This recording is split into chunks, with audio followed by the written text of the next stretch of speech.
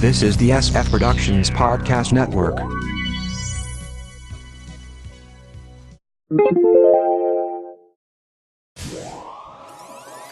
and welcome to another exciting episode of Vast Wasteland.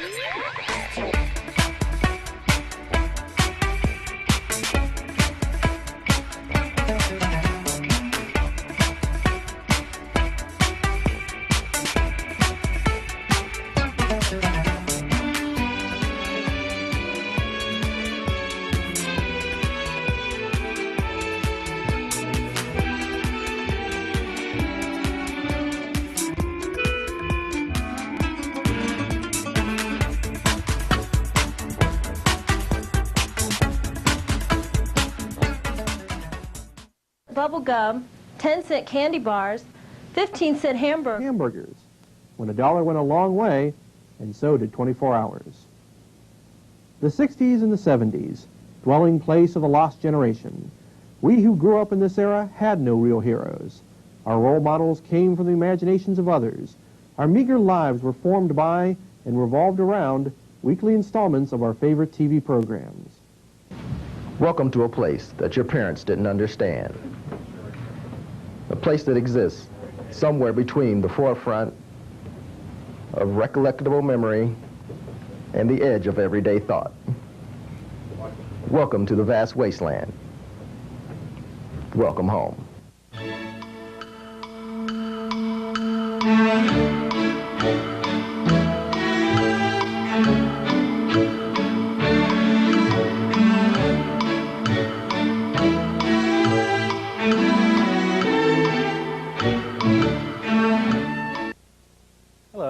Welcome to the first of what we hope are a lot of exciting shows here on ACTV. Welcome to Vast Wasteland. I'm your host, Mark Schmidbauer, and along with my other hosts, Wilbert Neal and Marty Wiley. This is going to kind of be an informal show. It's the kind of show for people who think that 30-something is just a little bit too, it's too old for them. It's for people who were brought up in the 60s and 70s and who were interested in only one thing. Television. Well, on this edition, we're going to be discussing something that's certainly big in the news right now, but not in the way you would expect it. The big Batman movie, of course, is just zapping box office records all over the place. But we're not going to talk about that. We're going to talk about the TV show, the fine television show in the 1960s. Thought we'd first go through a real quick history of the character just to get you up to date on what's going on with him. Batman, created by Bob Kane, appeared in the number 27 issue of Detective Comics. That was in 1939. He's also seen in, of course, his own Batman comics and, All-Star Comics and Justice League of America and Brave and Bold and World's Finest. He was all over the place. He's, pretty much number 2 over at DC. And there's also the big movie serial in the 1940s. And I don't know, do you have any idea who did that? Well, actually, there were a couple of serials. There was one in 43 and then one about in 45. And they had different sets of actors for each of them. So there were actually 2 different. Okay. I don't remember what they were. Well, we don't know. We don't know. We weren't there. We weren't there. So that's not TV. That's right. This is about TV. So let's see. And then after the series, there was the, if you remember this, the live action, the Batman stuff in the late 70s. It was like that. It was like Super Friends or something, but it was live action. And it did have Adam West. What was that? It was... I'm trying to remember. Gosh. It was more of a parody than even the Batman series was. Right. And they had a lot more heroes, and it was... Well, in any case. But that gives you a basic idea. Anyways, we just wanted to have a little discussion on exactly the impact of the series and just basically discuss the thing. So I'm going to stop rambling and turn it over to Wilbert with his first point for the evening. Okay. One of the things that I always found interesting about the Batman show was the fact that he had, he was prepared for just about every occasion in his bat gear that he had. And bat gear changed from, well, he had basic bat gear, well, the utility belt and the batarang, and of course there were the vehicles, the Batmobile, which you saw more than anything, any of the other vehicles, but there was the bat boat, the bat cycle, the bat copter, and then there's the bat cave, but just his gear basically that he carried around with him, the utility belt, which held the whole array of bat pills. Everything. yes, there were A pill only for every gas ever made. Right. there were only like 10 pockets on there, but yet he was prepared for every darn situation. Probably as the batarang was probably his best known and The most bat rope. used. Oh, that's true. The batarang was attached to the bat rope, and so that was probably his best known and most used set of. Right. Well, the one things. disadvantage I've noticed is he always had to attach that bat rope to that batarang before he gave it a throw. Yeah, that's true. I mean, Yeah. what was the it deal? It wasn't a whole Wouldn't you deal. have that- It was wouldn't you have that stuff together? on there, and actually the batarang just went up and wound around something so they could climb up the side of a building. Yeah, or just anything. He just tossed it up there and it would whip around whatever was Yeah. up there, a flagpole, the side of the big umbrella there on the penguin sent him one day. yeah, just anything that was overhanging that they could attach that onto, and then they'd climb that bat rope, which was always interesting, just climbing there, and they never shinnied up the rope. Oh no, they had their feet on the Firmly thing, planted, and they were Which walking. is a really tough way to go up a building, I would think. Yes, indeed it is. There were never any knots tied in the bat rope. They were just climbing, and they had on gloves. But they never slid down. It's like their gloves had Velcro. This was before Right. Velcro was well known or Right. anything, but they're just holding on there, and they're just climbing up there. Well, actually, there were a couple times where Batman did throw the rope up onto a catwalk or whatnot, and he sort of climbed as the rope swung, and he climbed as he's swinging. Yeah, that That's an interesting stunned one. me. Yeah. Physics was just like, wait, how did he do that? Well, along with everything else, Batman probably could also defy gravity. And in 1967, we didn't take physics classes. That's true. That's true. Your 65, basic whenever. audience. So hey, yeah. it was That believable wasn't for us. in the so curriculum, so it was fine. I mean, we watched the show as kids, so we didn't catch the I didn't catch the campiness as a 5, 6-year-old. It was real action. It was real true, real hero. Mm-hmm. My parents laughed. I hated them for it, but they thought it was hilarious. I didn't see anything funny about it. It was a serious show. It Right. was serious stuff. Yeah, now the characters that were in the comic book as opposed to the ones that were in the series, there were two that, as far as I remember, were never in the comics, which was Chief O'Hara and Aunt Harriet, which I had a real problem. Of course, I had a real problem with Aunt Harriet to begin with, because it's like there's a whole bunch of things you could ask about Aunt Harriet. It's like, why didn't she ever notice there's this blinking red phone in the study? What was the deal with that? I don't think she was allowed in. She Aunt Harriet never got to go into the study. I thought there was some point she was in the study. Maybe I'm wrong, but in any case. And why she never wondered where were Bruce and Dick all the time? Oh, they always had good excuses. Deep sea Fishing. fishing, board meetings. Yeah. They were busy men. They were very But busy they were men. gone all the time. And it is a big house, so it's like Right. she couldn't cover may everything. be somewhere else What was and they were there in the anything to house. do? Didn't She was even usually know. following Alfred around with a tray or something. Right. Alfred, he was their other cover, so I think he hypnotized Aunt Harriet or something. There you go. They're not here, Here. but they're here, but you don't see them. They're off in the east wing, the west wing. Who knows? Yeah. Now, why didn't she miss Alfred when he's down like cleaning the Batcave, which he seemed to be doing a lot? It's like he appears to be the only servant in this place. She was at her ladies' club meeting.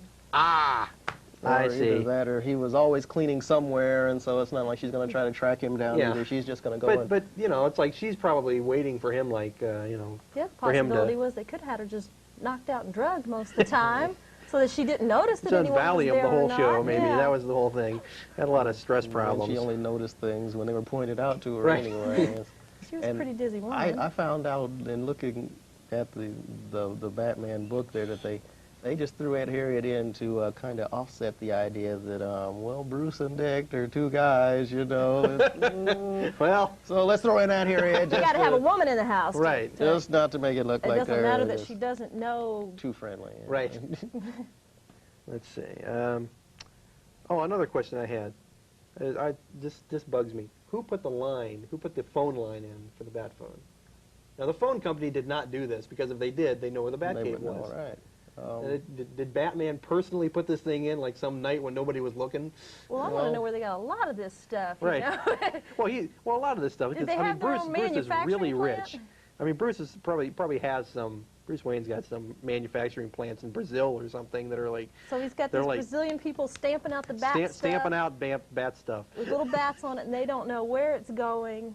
They don't know. They just figured they were going to sell it to the kids. Yeah. You know, they're making millions of them. Only one of them's really working, but they're just making millions of them. There you go. I think Bruce, in those years between the time when he decided that he was going to fight against crime and when he actually decided what he was going to do, in there he became like a jack of all trades. He went to different schools. He learned a lot, so he probably put in that phone line himself. He did.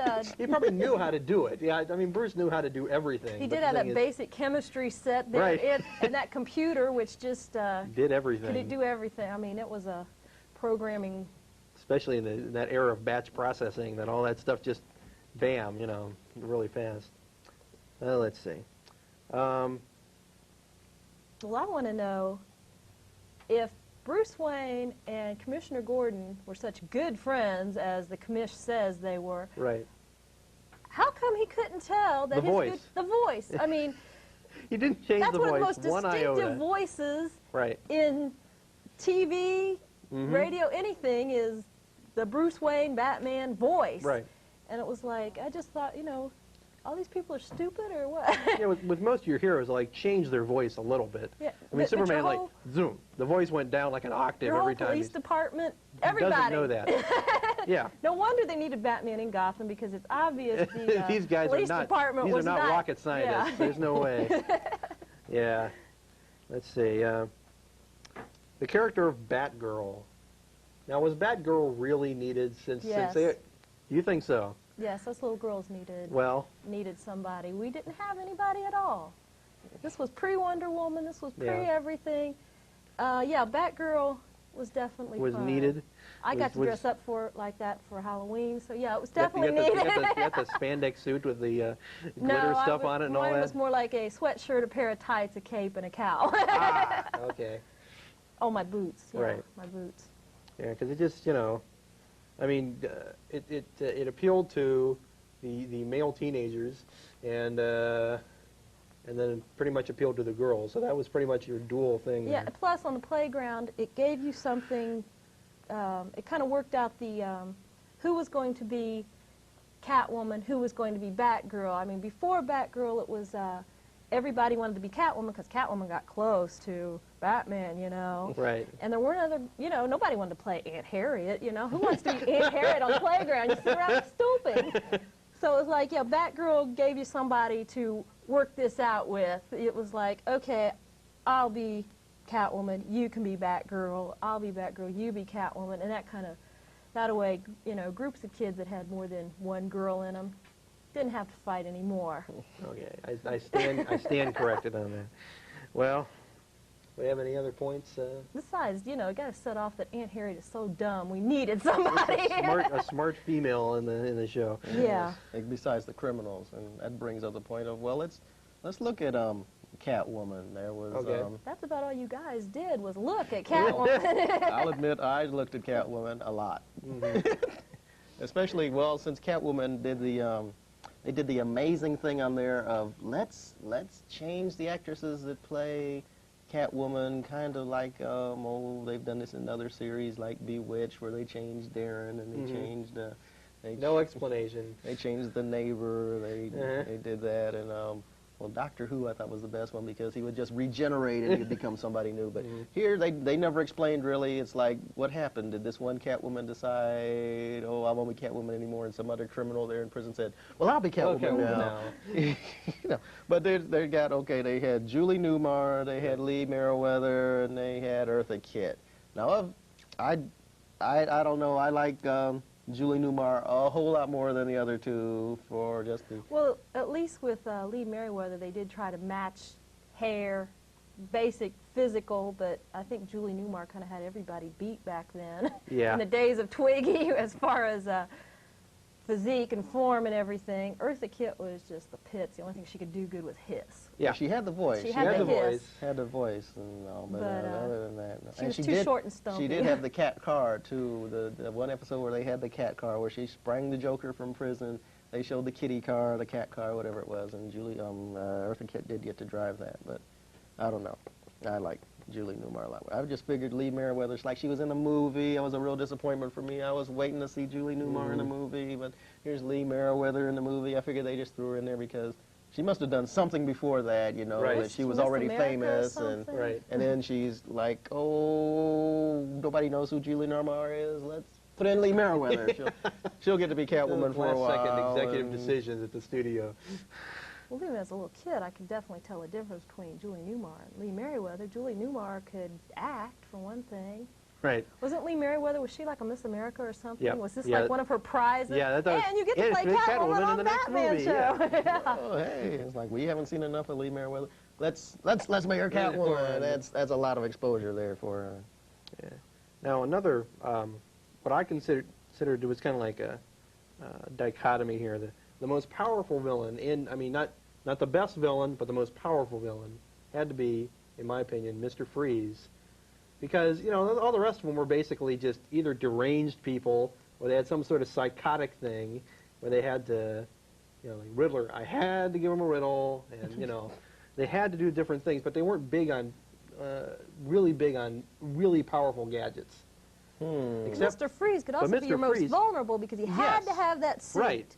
So he was the most vulnerable, and he was the most unlikely, you know, because it was like of all the other villains, it's like they could be somebody like that. Some, you know, guy goes insane and he puts on the makeup like Joker, but Mr. Freeze, ooh, some chemicals hit him and he can now only live in 50 below zero. Yeah.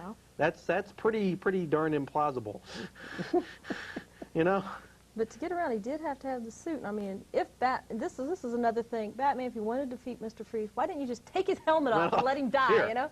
Pop there, Mr. Freeze, mess with that.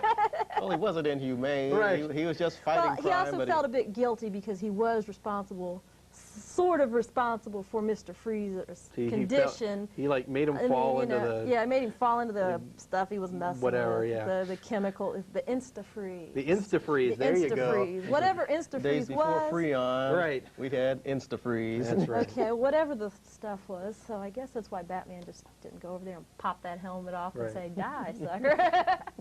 Yeah, and this, well, the same thing. Well, that's something that I could understand was the obvious thing was to defeat these people and lock them up. How did they keep getting out? Why Right. did they keep getting? I know Penguin got a parole there. Really, and- I mean, we're talking really lenient judges here. Really? Well, you just about killed everybody in Gotham City. it wasn't You those were the gonna, days when they did have capital punishment? You could have fried these guys. But no, well, we'll put you a year. There we go. Or or it seemed more like not a year, more like 2 or 3 months, because like 2 or 3 months they were back for another episode. Was Yeah, this a couple is, episodes yeah. at least. Beginning yeah. of shock probation or Right. something. There you go, in and out. There you go.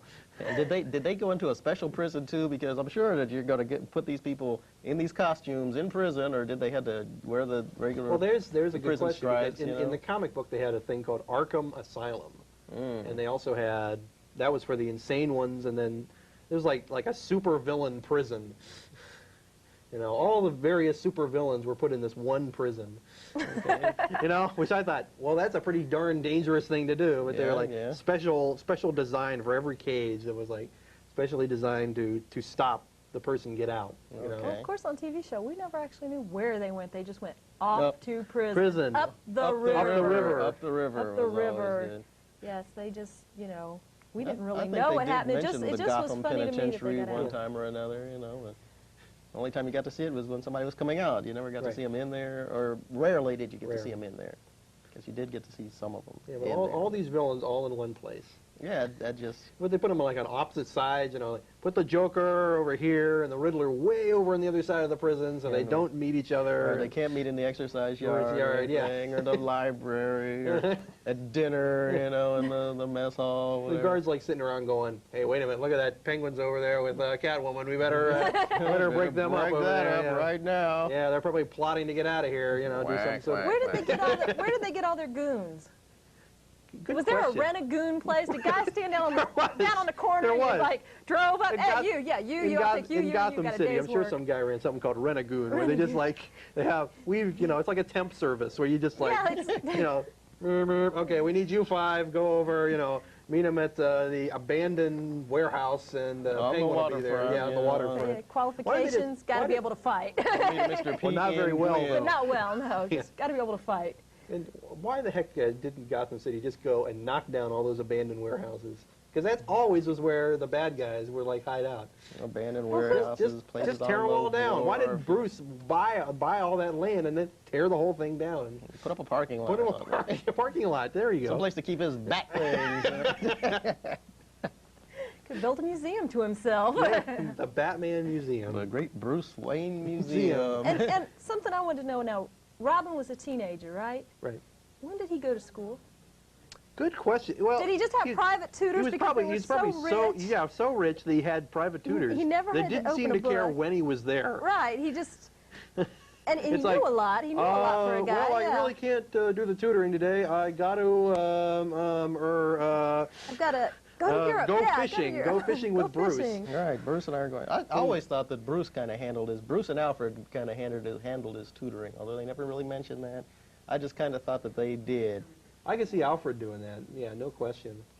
Oh, the super butler here. Yeah. Not only can he disguise himself as Batman and pass himself Well, off in which is certain pretty darn circumstances, he can keep the Batcave clean. He can tutor young Master Dick there, and just, gee, Man, who would need a mom? Well, speaking of disguises, what was the deal with almost every time you saw a villain when they were in their lair or whatever, they'd just be wearing their normal outfit. But when they went on a crime spree, they'd wear their normal outfit and this little dinky mask. Yeah, like we'd never know who that Who was. is it? Oh, no. Oh no! He's Who got could that Penguin's person be? clothes on. He's But got it can't Penguin's be hat, them. but he's got this little mask. I'm just So I not can't. sure. Who could it be? Oh, he's just short and he waddles. How who many could it be? It could be anybody. Oh, look, he's wearing these green clothes with question marks on them. Oh, he's got on that lavender mask. Yeah, it's just. Who could And he that laughs. be? And look, he has a real demonic. Who could it be? Who could it be? Yeah, it just. Makes no sense. Yeah, totally amazing. Another thing, going back to how they had 3 Catwomans, they had two Riddlers. Riddlers. Yep. The John Aston And the totally superior Frank Gorshin. Yeah, Frank Frank was Gorshin. much better. Oh yeah. yeah, yeah, it was just, I couldn't understand. I mean, he didn't shave his Well, Mr. mustache or Freeze. anything. I mean, my first impression when I was a little kid was Gomez is on the show. Right. What is Gomez doing Where's on here? Morticia? Yeah, Where's where's the- Lurch? Gomez Did is he on the forget show. that he's Gomez? That he's an amnesia thing? Yeah, He's is it- now the Riddler? Is he, well, Gomez was real rich too. Maybe he just decided to play for a while. Yeah. He was going on neato adventures anyway. Yeah, I was. Now, weren't there 2 Mr. Freezes? Yes, there were. There's There were. George Sanders, And and you have your Bat book. I could look it up. Mr. Freeze, Mr. We're gonna look it up in Freeze. one of our. By the way, if you're still with us, I don't know. If you aren't, well. But if you're still with us, we'd welcome any questions about 60s and 70s television in general. If you're, we're not trying to say we're the ultimate experts in it. We got a lot of reference material, and we'll certainly try to find out anything we can possibly find out. So, write to where are we gonna have them write to? We haven't figured that out yet. I guess it's they a very can- prototypical Just show the here. station. The station, ACTV. What's Yeah, our right. 394 Oak Street? Yes, care of the vast wasteland. Well, the Care- vast wasteland, care of ACTV. Right. Or We're something sure. to that We're sure effect. the ACTV is going to be bummed now because there's be like torrents of letters are going to be pouring in. But Yeah, they'll have to hire extra staff. yeah. Probably. Oh well. Yeah. Okay, Otto Preminger was That's the second Otto Mr. Preminger. Freeze. Okay. There you The go. bald-headed Mr. Freeze, as you Freeze. can see here, and George Sanders was the first Mr. Freeze. He was not one of the best actors, but I thought he did a Had fairly that good accent, buddy. job. Yeah. Well, I think he was more of a Shakespearean actor. That's Yeah. probably, well, I think of that course, was the you can deal. almost say that about anybody. That Right. if they're getting into TV. Oh, weren't they a Shakespearean The actor actor. first? Yes, they did that Playhouse. They were Shakespearean actors in Canada Right. or in England. Yeah, that's where all Shakespearean actors come from. Well, let's see. Do I have anything else here? Really? Well, one thing I noticed about the whole series was that a lot of people wonder whether the comic book inspired the campiness of the show or vice versa. And from what I've seen, they kind of cross-pollinated each other, because the comic book was kind of campy before that, but once you see the stuff the comic books that were running out during the show were like really campy. It was like worse than the show, which is hard to believe, but I was kind of thinking that the campiness came from an idea that they might have been doing a parody of the serials.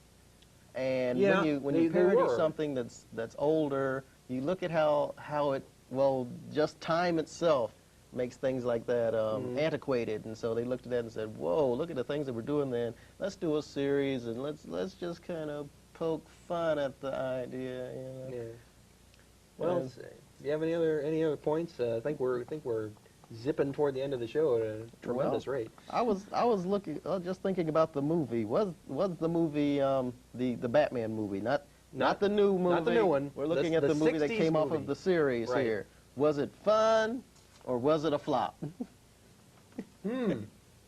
Well, I think they went overboard with, well, we have to show everything. We have to show the Batmobile. We have to show the Batcycle. We have to show the Batcopter. We have to show the Batboat. We have to show everything, and they spent too much time on that. Oh, but the shark on Batman's leg was great. He He was had the so bat realistic. shark repellent right there, like No, he knew it was Robin gonna had to happen. lower it.